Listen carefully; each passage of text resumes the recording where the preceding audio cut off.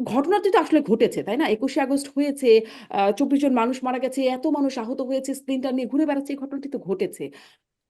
কিন্তু মামলার রায় যখন আসলো এরকম, তাহলে কি এই অপরাধীরা আর বিচার পাবে না? মানে ভিকটিম যারা হলো, তারা কি আর আসলে বিচার পাবে না? মামলাটা তো আসলে শুরু থেকেই এটা পলিটিক্যাল জায়গা থেকে দেখতে হবে।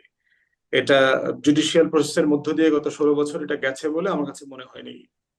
আমার কাছে মনে হয়েছে গুরুত্বপূর্ণ জায়গা হচ্ছে দেশের একজন সাবেক প্রধানমন্ত্রীকে হত্যা চেষ্টা করা হয়েছে বলে দাবি করা হয়েছে, এবং এই দাবিটা জেনুইন কিনা, ক্রেডিবল কিনা, এইটা একটা এনকোয়ারি কমিশন হওয়া দরকার রাষ্ট্রের পক্ষ থেকে।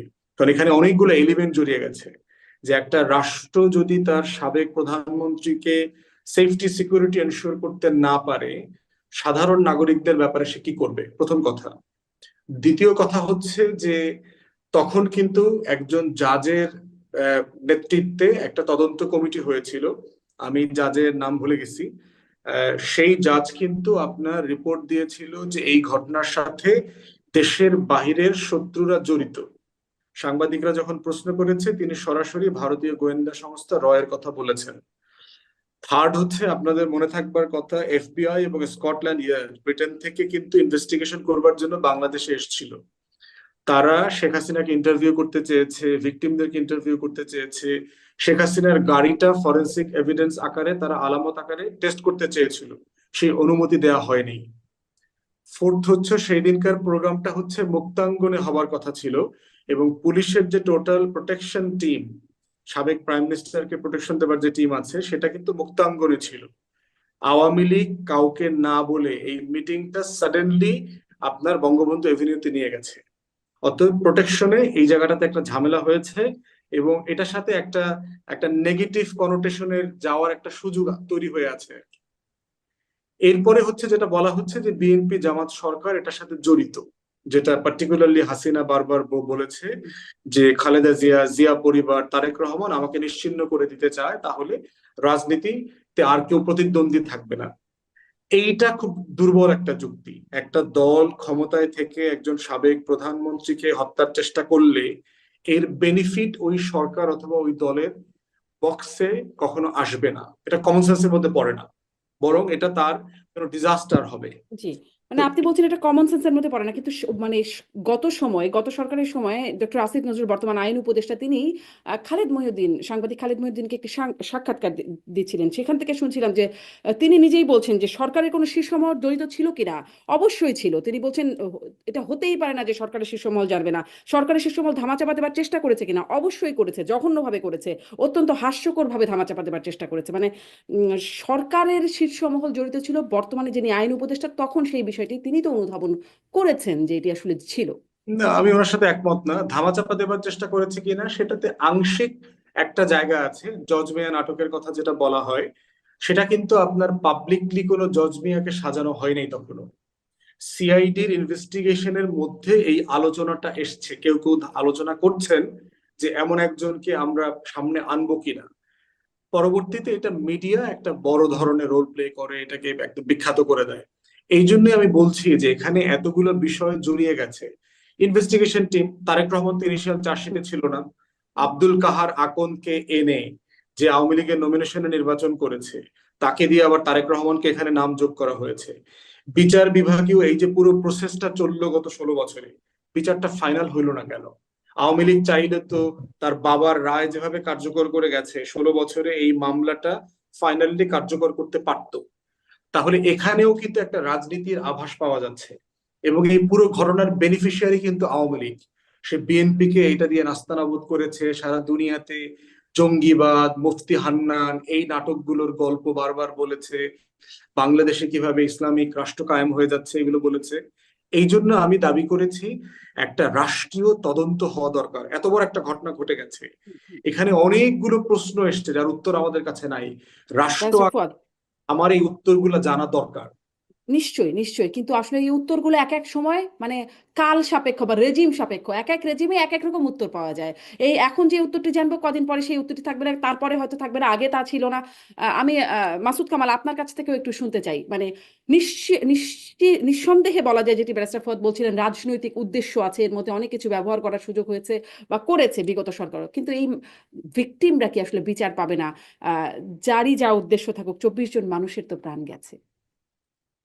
দেখেন, এটা নিয়ে আমি এর মধ্যে বেশ কয়েকবার বিভিন্ন জায়গায় বলেছি আমার মতো আমি করে। কিছুটা শুনেছি। আমি জি। নিজেও মনে করি যে ঠিক আছে, আপনারা এই যে 19 জনের মৃত্যুদণ্ড, 19 জনের যাবজ্জীবন, 11 জনের বিভিন্ন মেয়াদে সাজা, এটা তো দিয়েছিল নিম্ন বিচারিক আদালত। সেই বিচারিক আদালতের এখন যে কারণে এই রায়টাকে বাতিল বলে ঘোষণা করা হলো, যে বিচারটাই অবৈধ করছে ওনারা, কিন্তু হুম, বলছে না যে কেউ মারেনি, বলছে বিচারটাই অবৈধ, মানে যে প্রক্রিয়ায় বিচারটা হয়েছে সেই প্রক্রিয়াটাই ওনারা অবৈধ বলছেন।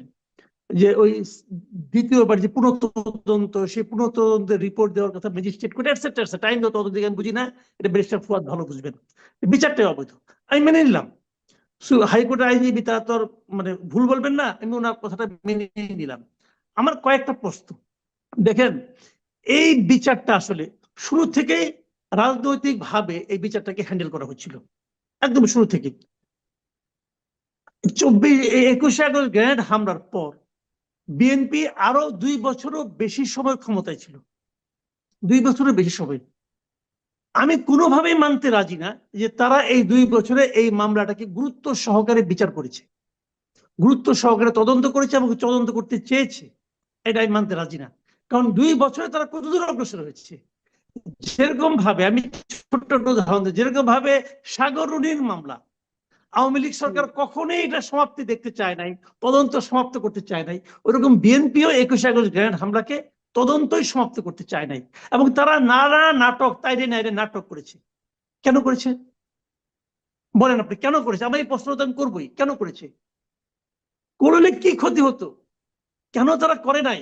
এই জিনিসটা কিন্তু মাথায় রাখতে হবে ভাই, একটা জিনিস। আবার দ্বিতীয়ত, তারপর তত্ত্বাবধায়ক সরকারের আমলে এসে কিন্তু এটা আবার পুনঃতদন্ত হলো, এবং সেখানে শুরু হলো, এবং সেটা হলো আওয়ামী লীগ আমলে এসে নিয়ে আরো হলো। এবং হুম, আওয়ামী লীগের যে তদন্তের মাধ্যমে যে রায়টা হলো, আমি এই রায়টাকে রাজনৈতিক রায় মনে করি। এই রায়তে অনেক রাজনৈতিক ব্যক্তিত্বকে আনা হয়েছে, কেবল ওনারা বিএনপি রাজনীতি করেন এই অপরাধে, এটা আমি মনে করি।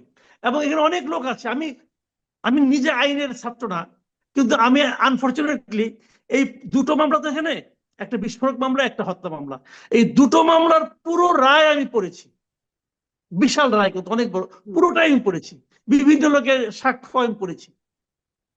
এটার মধ্যে আগের সরকারের একদম ইনভলভমেন্ট ছিল না, যেমন এটা, যেমন আমি ওখানে কোথাও পাইনি যে তারাই করেছে, কিন্তু আমি এটা পেয়েছি বিভিন্ন লোকের সাক্ষ্যতে, যে সরকারকে অনেক কিছু তারা বলে, সরকার অনেক আসামিকে দেশ থেকে বের করে দেওয়ার সুযোগ করে দিয়েছে। যেমন তাজউদ্দিনের কথা বলি আমি, তাজউদ্দিন সালাম পিন্টুর ভাই, তাকে যে পাকিস্তান পাঠিয়ে দেওয়া হয়েছে, এটা তো ডিজিএফ এর সেই সময় কিন্তু প্রধান মেজর জেনারেল সাদেক হাসান রুমি, উনি স্বয়ং প্রাইম মিনিস্টারের কাছে গিয়ে বলেছিলেন।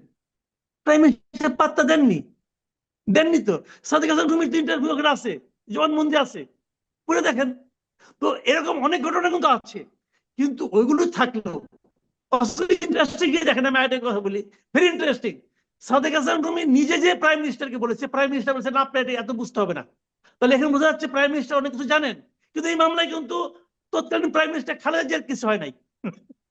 হুম, ভেরি ফানি, কিন্তু খালেদা জিয়ার মধ্যে কিন্তু একটা কথা বলা হয় না এই মামলায়, কেন বলা হলো না? অথচ দেখেন, আমি এবার 2 জন লোকের নাম বলি, যেমন ধরেন এমপি কায়কোবাদ, পুরো রায়ে তার নাম আসছে মাত্র 1বার না 2বার, তো কিছুই না।